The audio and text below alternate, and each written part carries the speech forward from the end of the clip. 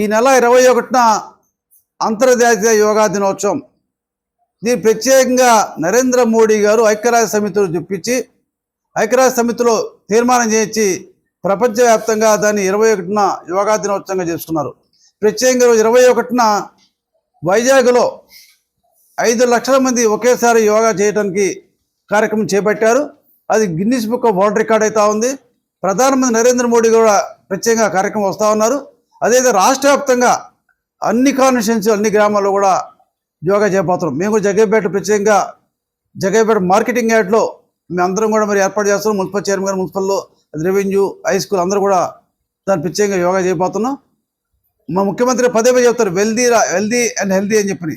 హెల్దీగా ఉండాలని చెప్పి అందరూ కూడా యోగాసనాలు చేయాలి. ప్రతిరోజు దినచర్యలో యోగాసనాలు చేయాలనే విషయం మీద అందరినీ చైతన్యపరచడం కోసం ఈ యొక్క యోగా డేని భారీ ఎత్తున చేపడుతున్నారు. ప్రత్యేకంగా ముఖ్యమంత్రి గారికి ధన్యవాదాలు. అదేవిధంగా ఈరోజు పేపర్ చూసాం, ఈనాడు పేపర్లో పత్రికలో వచ్చింది ఇనాం భూముల యొక్క యజమానుల యొక్క కష్టాలు తీరుతాయని చెప్పి. మరి దాని మీద మంత్రివర్గ కమిటీ ఏర్పాటు చేశారు. రెవెన్యూ కావచ్చు, అదేవిధంగా ఎండోమెంటు, న్యాయ డిపార్ట్మెంట్స్ అందరూ కూడా కూర్చొని ఇనాం భూములు ఏదైతే యజమానులు ఇబ్బంది పడతారో రిజిస్ట్రేషన్ 22A నిషేధ జాబితాలో పడ్డారో దాన్ని తొలగించడానికి త్వరలో మంత్రుల కమిటీ ఒక సిఫార్సు చేయబోతా ఉంది. త్వరలో మరి ఇనాం భూమి యజమానులకు కూడా కష్టాలు తప్పుతాయి. దాన్ని కూడా ప్రత్యేకంగా ప్రభుత్వానికి ముఖ్యమంత్రి గారికి ప్రత్యేకంగా ధన్యవాదాలు.